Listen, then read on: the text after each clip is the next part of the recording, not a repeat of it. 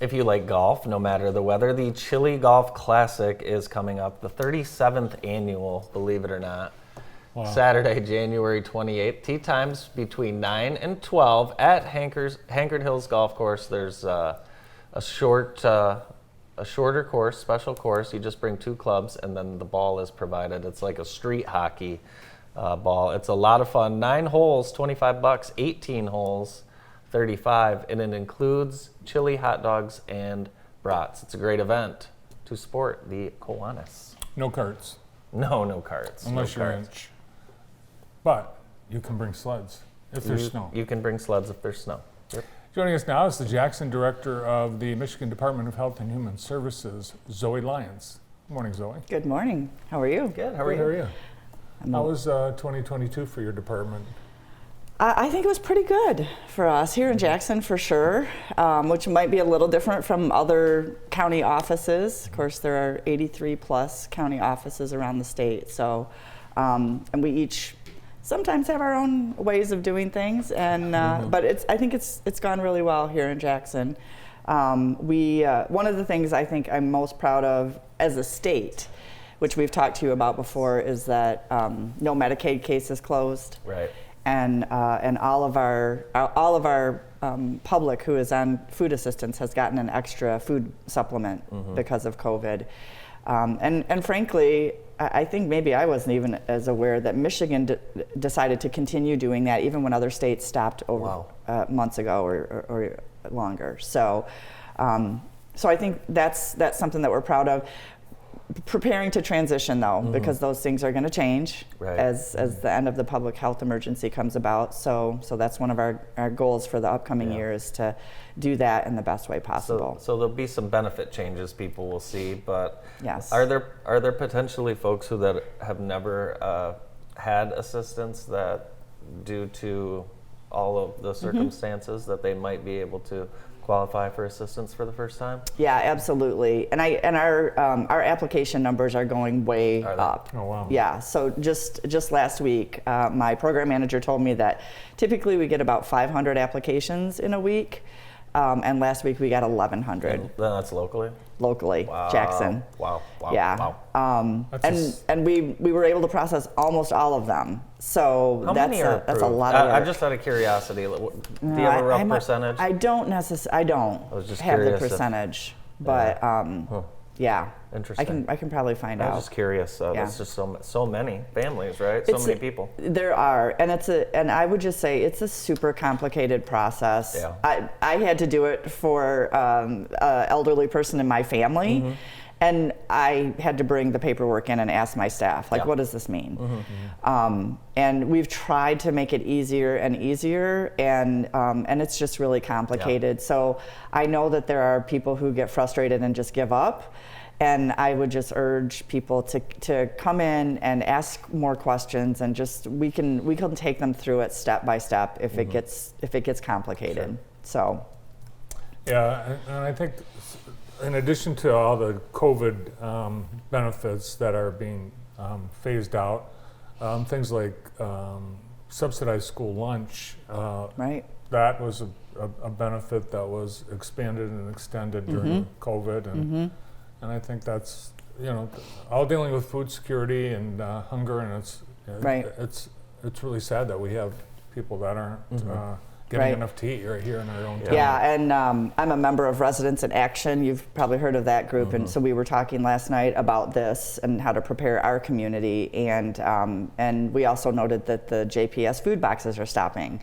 So all of these things, that's part of the issue, is all of these things are going to sort of stop at the same time. What's tough is there's so many people that need help that you don't know about. That's frustrating as the community, but we ought to just have. I think school lunch should just be free. It's I do just too. Part of whatever. Too. It's part of everything you get at school. I do too. Yeah. Yep. I agree. Absolutely.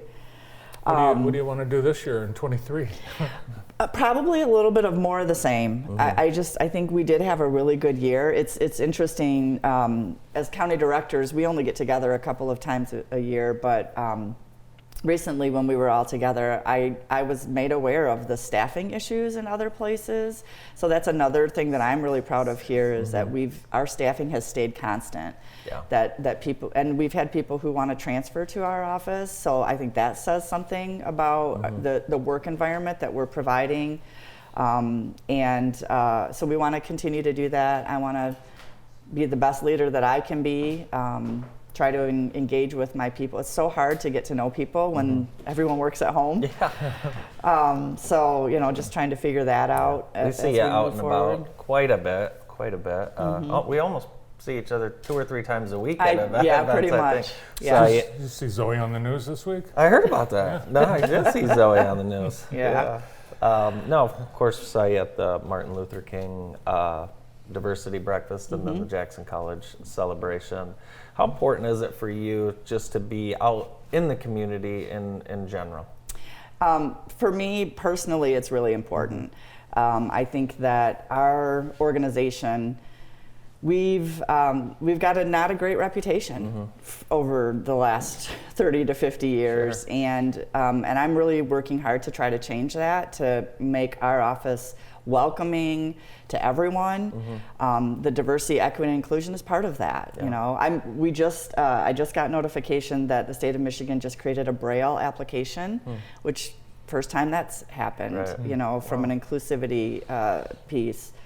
And I think another thing we're proud of is our DEI work, not just in Jackson County but in the state of Michigan. We have created anti-racism transformation teams where we come together and we learn. I regularly share. I'm 56. And I started my anti-racist journey when I was 50, because it was at that moment that I learned so much about the history of our country that I was just never taught before. Yeah.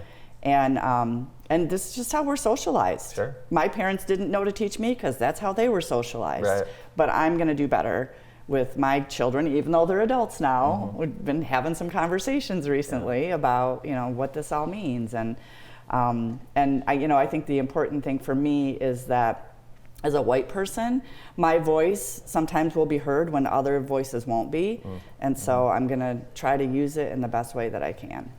So. Yeah, I think there's a lot of people just like you that can say the same thing, and it's unfortunate that we had horrible incidents occur that spurred some of these changes in conversations. Right. But hopefully those kinds of things are but they're not stopping. No. They're on the news every day. Yeah. Right. Yeah. So it's constant. Constant work. Yeah. Constant. And I had a conversation recently with a couple of my colleagues, a white person and a black person, and we're like, it's exhausting. I'm like, yeah, but as white people, we could just lean out and say, we're tired. We don't want to do this. But people of color can't do that. And so that also, I think, keeps me motivated to say, I'm just as responsible as anybody else. Yeah, you got to have those awkward or uncomfortable conversations sometimes. Yeah, they are. For sure. Yeah. Well, at both the breakfast and the dinner, we heard from speakers John Willis and the VP of Diversity at Angela Consumers, Tompkins. Yeah. Angela Tompkins, talk about things that happened in their past that are just head shaking, where they were discriminated against and treated disrespectfully just because of the way they looked. And right. And I can share the opposite. I can share opportunities that I received, positions that I was moved into behind a black person who was just moved out. I was clueless, absolutely clueless about what was happening in that moment. Amazing. Yeah. And so I think we come together and we share in order to educate other people so that they don't keep happening. I think the credit for the increase in support you've been able to provide as a department in this community is due to all the outreach that you've been doing and taking time to be with us on the morning show many times over the last couple of years has been a big help, I think, for people in the community. So we appreciate it. I appreciate it too. That is one of my accomplishments for 2022 is I was timely, unlike 2023 when I was late today. So that will be a goal, is to be on time whenever I come back. I just figured there was an engine problem with your Volkswagen I Bug. figured too. I thought I drove the truck today. there must be some type of part missing or something. Zoe, thanks so much for being with us today. Thank you. Zoe Lyons, Jackson Director of the Michigan Department of Health and Human Services. More of the show right after this.